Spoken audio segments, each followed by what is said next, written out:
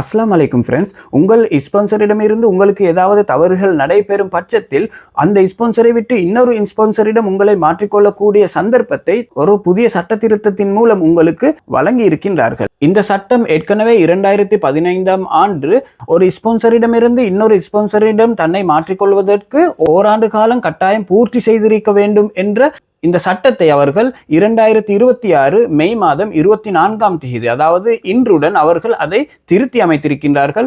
ஓராண்டு காலத்துக்கு முன்பதாகவே தனது ஸ்பான்சரை மாற்றிக்கொள்ள முடியுமான ஒரு திருத்தத்தை அவர்கள் கொண்டு வந்திருக்கிறார்கள். இருந்த போதும் இந்த ஸ்பான்சரை மாற்றிக்கொள்வதற்கான காரணங்கள், அவர்கள் 5 காரணங்களை பட்டியலிட்டிருக்கிறார்கள். இதில் ஏதாவது ஒன்று உங்கள் மூலம் நிரூபிக்கப்படுமாக இருந்தால் உங்களுக்கு அந்த ஸ்பான்சரை விட்டு இன்னொரு ஸ்பான்சரிடம் உங்களை மாற்றிக்கொள்ளக்கூடிய வசதியை இந்த சட்ட திருத்தத்தின் மூலம் அவர்கள் ஏற்படுத்தி தந்துள்ளார்கள். எனவே இந்த புதிய சட்டம் குறித்தும் இந்த ஸ்பான்சரிடமிருந்து எங்களுக்கு நடக்கக்கூடிய தவறுகள் குறித்தும் முழுமையான செய்தியை அரப் டைம்ஸ் செய்தித்தளத்தில் அவர்கள் வெளியிட்டிருக்கின்றார்கள். இது குறித்த முழுமையான தகவலை இந்த வீடியோவில் நான் உங்களுக்கு கொண்டு வந்திருக்கிறேன். வீடியோவை இறுதி வரை பாருங்கள். உங்கள் நண்பர்களிடமும் இதை ஷேர் செய்து தெரியப்படுத்துங்கள். இவ்வாறு ஸ்பான்சர் மூலம் பாதிக்கப்பட்டவர்களுக்கு இந்த புதிய சட்ட திருத்தம் பிரயோசனமாக இருக்கும். அவர்களுக்கு இன்னொரு ஸ்பான்சரிடம் அவர்களை மாற்றிக்கொள்ளக்கூடிய வசதியை இந்த சட்ட திருத்தத்தின் மூலம் ஏற்படுத்தி தந்துள்ளார்கள். எனவே இந்த வீடியோவை பார்க்க நீங்கள் உங்கள் நண்பர்களிடம் இதை ஷேர் செய்து கொள்ளுங்கள். வீடியோ இறுதி வரை பாருங்கள். அத்தோடு இந்த சேனலை நீங்கள் இதுவரை சப்ஸ்கிரைப் செய்யவில்லை என்றால் இப்போதே சப்ஸ்கிரைப் செய்து பெல் பட்டனை ஆல் செலக்ட் செய்து வைத்துக் கொள்ளுங்கள். நாங்கள் பதிவேற்றம் செய்யும் முக்கியமான தகவல்கள் உங்களுக்கு நோட்டிபிகேஷன் மூலம் காணக்கூடியதாக இருக்கும். வீடியோ இறுதி வரை பாருங்கள். நண்பர்களிடம் ஷேர் செய்து கொள்ளுங்கள். உங்கள் அனைவருக்கும் நன்றி. முதலாளிகளின் கொடுமைகளில் இருந்து தொழிலாளர்களை பாதுகாக்க குவைத் புதிய தொழிலாளர் இடமாற்ற விதிகளை அறிமுகப்படுத்துகிறது. மே 24 முதலாளியின் அலட்சியம், வசிப்பிடம் தொடர்பான மீறல்கள் மற்றும் தீய நோக்கமுள்ள தொழிலாளர் புகார் ஆகியவற்றிலிருந்து தொழிலாளர்களை பாதுகாக்கும் நோக்கில் குவைத் தனது தொழிலாளர்கள் இடமாற்றம் விதிமுறைகளில் விரிவான திருத்தங்களை அறிமுகப்படுத்தியுள்ளது என குவைத் அல்யோம் என்ற அதிகாரப்பூர்வ அரசிதழில் வெளியிடப்பட்ட ஒரு புதிய முடிவு தெரிவிக்கிறது. மனிதவள அமைச்சகத்தில் வெளியிடப்பட்ட 2026ஆம் ஆண்டின் நிர்வாண முடிவு எண் 680 தொழிலாளர்களை ஒரு முதலாளியிடமிருந்து மற்றொரு முதலாளிக்கு மாற்றுவது தொடர்பான 2015ஆம் ஆண்டின் நிர்வாக முடிவு எண் 842 இன் சில விதிகளை திருத்துகிறது. இந்த திருத்தங்கள் தொழிலாளர் புகார்களை விசாரிக்கவும் குறிப்பிட்ட சூழ்நிலைகளில் கட்டாயமான ஓராண்டு காலத்தை நிறைவு செய்வதற்கு முன்பே தொழிலாளர்களை மற்றொரு முதலாளிக்கு மாற்ற அனுமதிக்கவும் பொது மனிதவள ஆணையத்திற்கு PAM அதிகாரம் அளிக்கின்றன. இந்த தீர்ப்பு 2015ஆம் ஆண்டு ஒழுங்குமுறையின் 7ஆம் பிரிவில் ஒரு இறுதி பத்தியை சேர்த்தது. அதன்படி பின்வரும் நிபந்தனைகளில் ஏதேனும் ஒன்று நிரூபிக்கப்படும் பட்சத்தில் தங்களது பணி அனுமதிகளை முன்கூட்டியே மாற்றுமாறு கோரி தொழிலாளர்கள் சமர்ப்பிக்கும் புகார்களை PAM மறு ஆய்வு செய்ய அனுமதிக்கப்படுகிறது.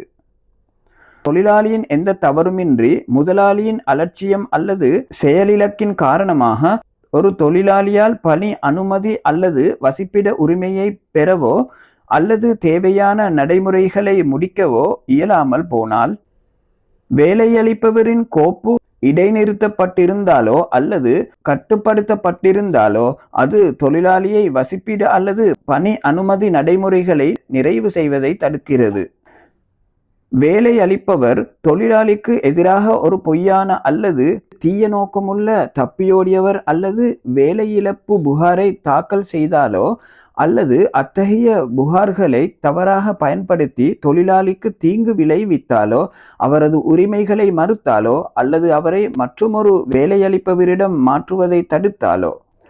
குவைத்தின் 2010ஆம் ஆண்டின் தனியார் துறை தொழிலாளர் சட்டம் எண் 6 பிரிவில் 48 பட்டியலிடப்பட்டுள்ள ஏதேனும் விதிமுறைகளை வேலையளிப்பவர் மீறியுள்ளார் என்பது நிரூபிக்கப்பட்டால், குவைத்தின் 2010ஆம் ஆண்டின் தனியார் துறை தொழிலாளர் சட்டம் எண் 6 பிரிவு 50 குறிப்பிடப்பட்டுள்ள சூழ்நிலைகளில் ஏதேனும் ஒன்று தொழிலாளியின் வழக்கிற்கு பொருந்தினால், இந்த தீர்ப்பு ஒரு பணி அனுமதியின் கீழ் ஒரு தொழிலாளியை பணியமர்த்திய அல்லது ஓராண்டு நிறைவடைவதற்குள் இடமாற்றம் செய்யப்பட்ட ஒரு தொழிலாளியை பெற்ற பின்னர் அந்த தொழிலாளியின் அனுமதி அல்லது வசிப்பிட உரிமையை வழங்குவதற்கு தேவையான நடைமுறைகளை தவறவிட்ட மறுத்த அல்லது நியாயமற்ற முறையில் தாமதப்படுத்திய எந்தவொரு முதலாளியையும் தவறிய முதலாளி என மேலும் வரையறுத்தது. வசிப்பிட உரிமைகளை பெறுவதற்கான நடைமுறைகளை நிறைவு செய்வதை தடுக்கும் வகையில்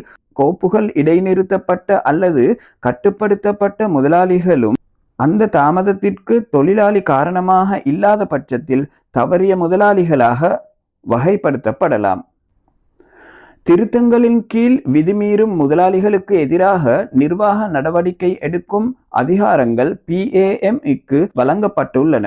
மீறல்கள் சரிசெய்யப்பட்டு பாதிக்கப்பட்ட தொழிலாளர்களின் நிலை தீர்க்கப்படும் வரை புதிய பணி அனுமதிகளை வழங்குவதை இடைநிறுத்தல் அல்லது கட்டுப்படுத்தல், ஆட்சேர்ப்பு நடவடிக்கைகளை தற்காலிகமாக நிறுத்தல் அல்லது கூடுதல் தொழிலாளர்களை நியமிப்பதற்கான விண்ணப்பங்களை நிராகரித்தல் போன்ற நடவடிக்கைகள் இதில் அடங்கும்.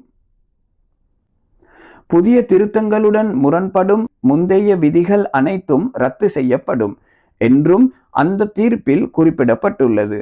இந்த விதிமுறைகள் அதிகாரப்பூர்வ அரசிதழில் வெளியிடப்பட்ட உடனேயே அமலுக்கு வந்தன. தொழிலாளர் பாதுகாப்புகளை வலுப்படுத்துவதற்கும் வசிப்பிட மற்றும் அறிக்கை நடைமுறைகளில் ஏற்படும் முறைகேடுகளை கையாள்வதற்கும் அலட்சியமான அல்லது விதிமுறைகளுக்கு இணங்காத முதலாளிகள் தொழிலாளர்களை நியாயமற்ற முறையில் சிக்க வைக்காமல் இருப்பதை உறுதி செய்வதற்கும் குவைத் மேற்கொண்டு வரும் தொடர்ச்சியான முயற்சிகளில் ஒரு பகுதியாக இந்த நடவடிக்கை கருதப்படுகிறது.